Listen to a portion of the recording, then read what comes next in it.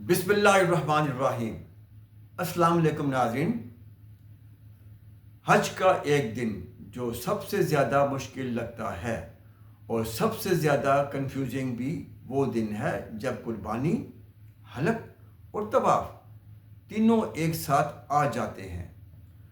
और ज़्यादातर लोग इसी दिन कहते हैं हमसे कहीं गलती ना हो जाए, लेकिन हकीकत ये है कि ये दिन मुश्किल नहीं होता, बस कंफ्यूजिंग होता है और कंफ्यूजन ही सबसे बड़ा मसला है। लेकिन घबराएं नहीं, अभी मैं आपको आसान तरतीब भी बताऊंगा और हर मसले का हल भी।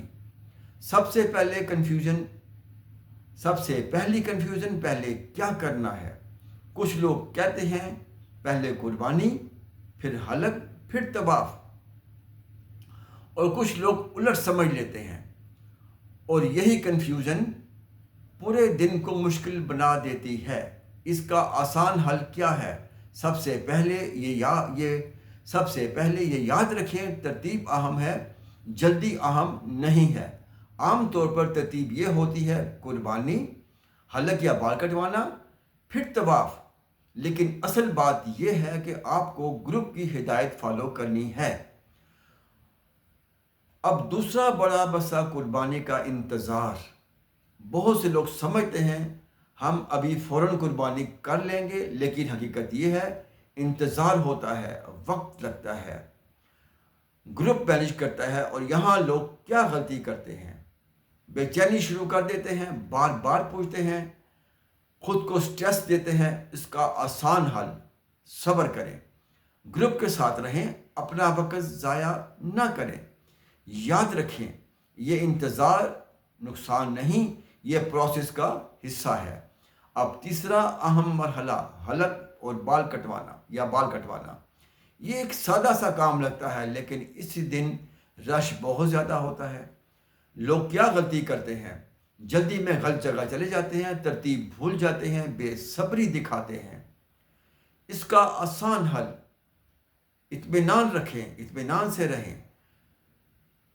ऑथोराइज जगह पर जाएं, सिर्फ ऑथोराइज जगह पर जाएं, जल्दी ना करें।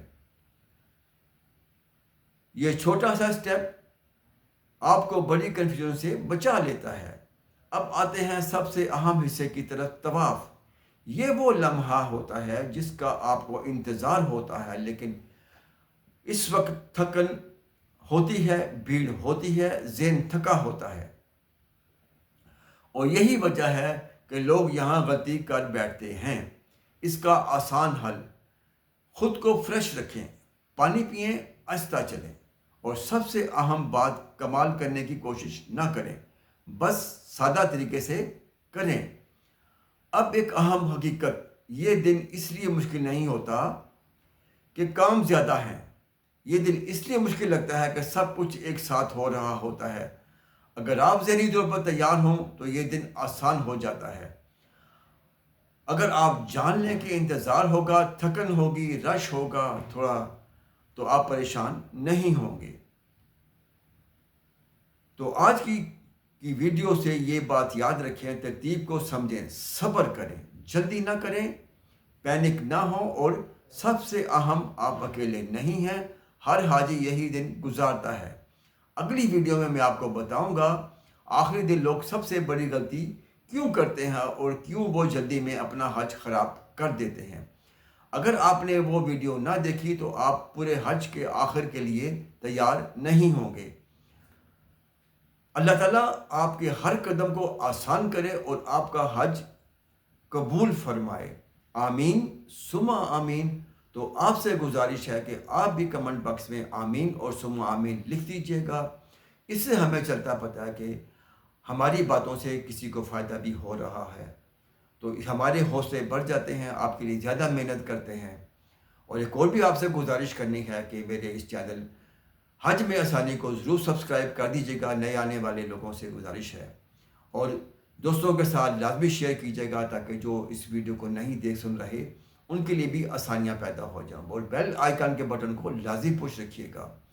मुझे, मेरी फैमिली और मेरी टीम को हमेशा अपनी दुआओं में ज़रूर याद रखिएगा। इसी के साथ ही मुझे इजाज़त दीजिए। अस्सलाम वालेकुम, अल्लाह हाफिज़।